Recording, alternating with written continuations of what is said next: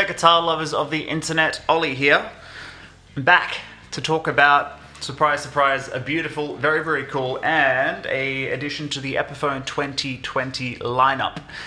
So, for those of you who don't know, I'm lucky enough to work at a kick-ass guitar store here in Perth, Western Australia called Sound Centre, and it is that hard to keep a hold of these. As you can imagine, they got announced in January. As soon as we get them, they sell like that.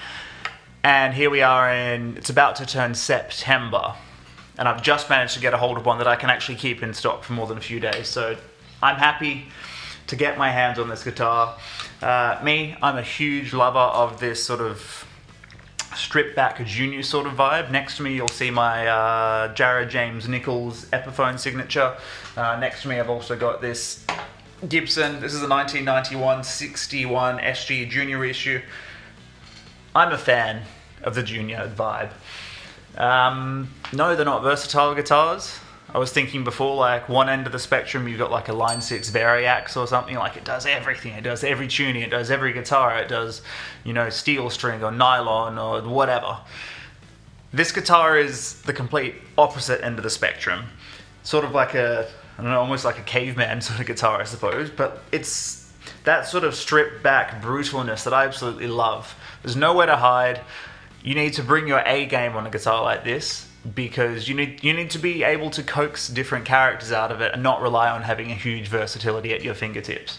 So for me, it's a guitar that I love. I can just plug in, I can play, I can just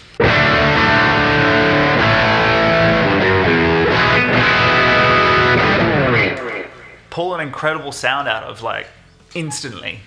And I'm not sitting here like, oh, what if I use this pickup selection or that? Like, nice and simple. So, as I said, this is an addition to the Epiphone 2020 lineup, the Inspired by Gibson range. Basically, they've made models, as I would have previously said. I've done videos on the Flying V, the Explorer, the Firebird. I compared it to my Gibson one.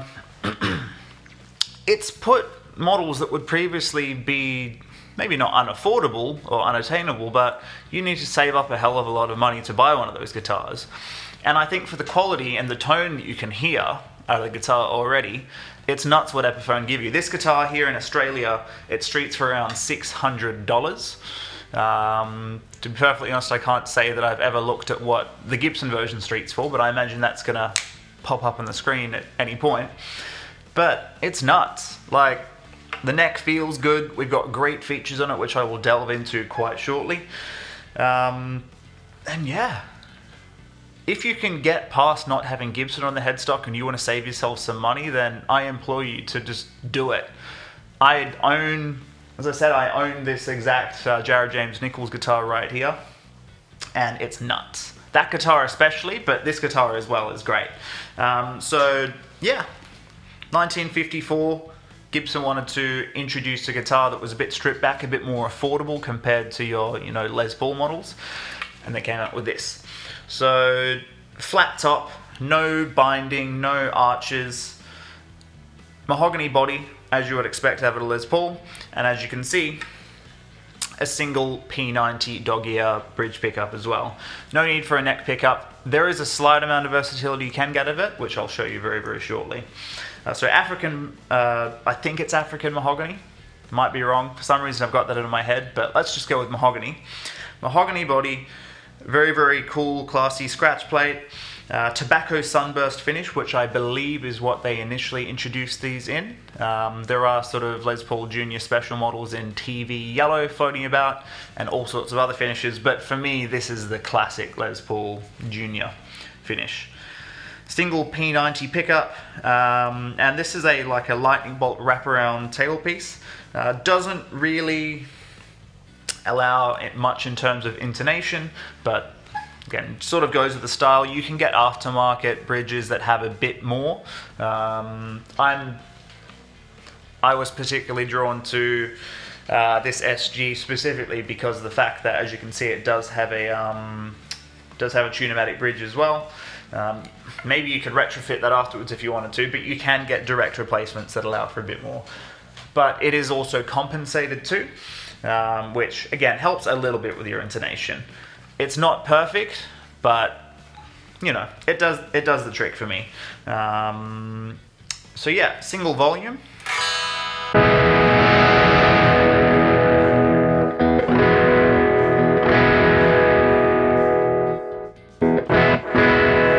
Cleans up okay, but we'll run it through some clean sound soon.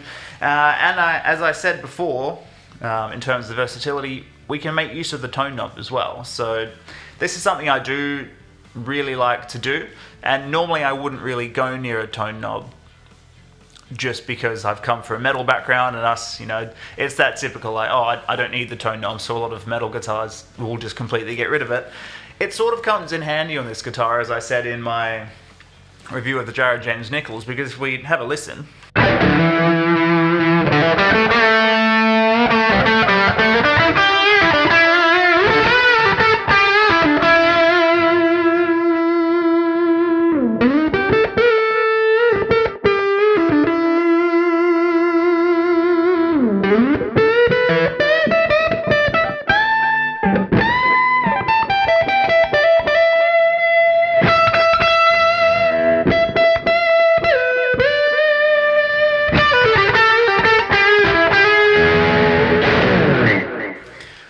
Using that tone knob sort of gets you a, I suppose a bit more of a mellow sort of vibe, closer to a neck pickup.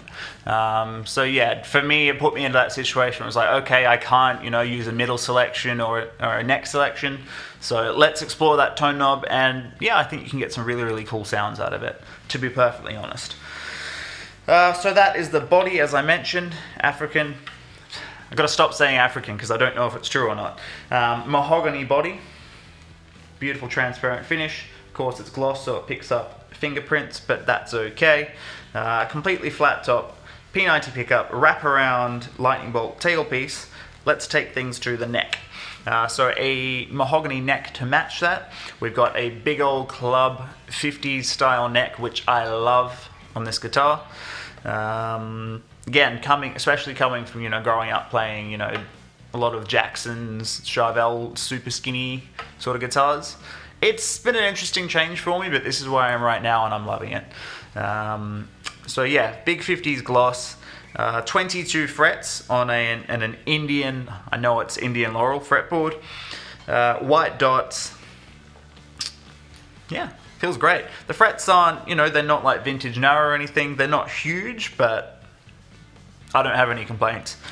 The fretwork itself is great. I don't have anything, you know, jutting out that's going to tear my finger open. I don't have any bung notes that I've found so far, any like sitaring action, so well done, Epiphone. We've got a Graphtec Newbone nut, I believe, which I think is a great feature for, again, a $600 guitar here in Australia. Very, very impressed. Kalamazoo style headstock. Which of course goes back to the sort of authentic, like inspired by Gibson range. As I've said time and time again, I didn't have any problem with the old Epiphone headstock, but if you want something again a bit more genuine, then there you have it. Les Paul Jr. on the headstock, as you would imagine, and we've got these sort of like vintage bean style tuners, which again, it's cool. Epiphone, most, if not all of them, are made in China. Of course, most things in this price range are, but what we're looking for, again, is the quality control and, you know, having the right features, which, from my experience and hopefully from what you've heard, this guitar has it. Does the trick very, very nicely. One last thing before I forget. Except for specials, I'm pretty sure most of these brand new 2020 models are coming with CTS pots, which essentially are just higher quality. They're going to last longer and provide more of like a nicer taper in terms of your tone. So yeah, as I said, you've mainly heard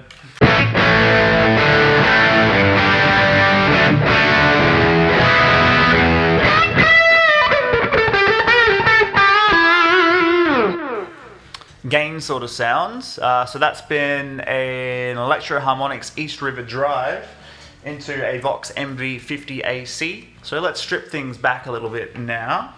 Bam, here we are. Let's have a listen to some clean sounds. So again, this will be the sort of clean sound, taking away the East River Drive, and yeah, just the Vox MV50. again, it's the AC model as well. So here we go.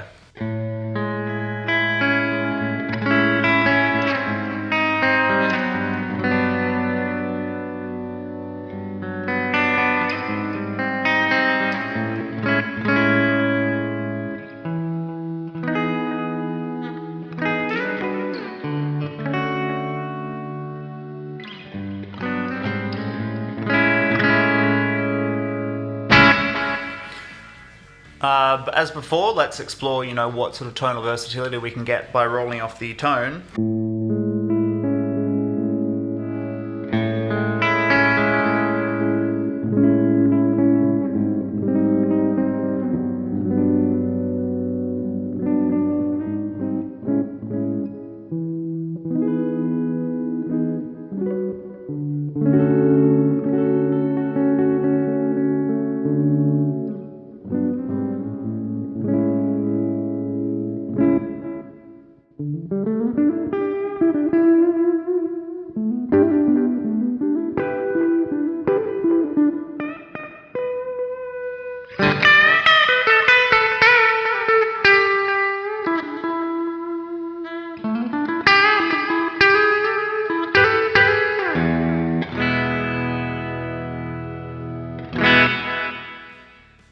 And now we're back to our gain sound.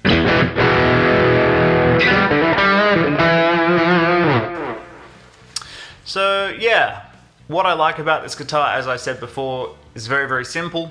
It's not the guitar where, you know, you've got a million bags of tricks in it, you don't know push-pull parts, you don't have any crazy like piezo pickup underneath the bridge, but it's just a solid classic rock and roll guitar. Of course, there's been heaps and heaps of notable guitarists that have used these throughout the years. I think Billy Joe Armstrong of Green Day is probably one of the more notable ones in terms of modern times. But for example, you know, post-Beatles years, John Lennon was also known for using a Les Paul Jr. So yeah, if it's good enough for Lennon, it's good enough for me and probably you as well. So as I have said, new for 2020, Epiphone Les Paul Jr. Tobacco Sunburst, classic model, now in 2020. Save yourself some money, don't worry about getting a Gibson because this thing is absolutely built to rock. Thanks guys, my name is Ollie. If you enjoyed the video, feel free to give me a thumbs up. If you have any questions, feel free to give me a comment. Otherwise, yeah, feel free to subscribe. Lots of new videos always coming. I will see you next time. Thanks so much guys.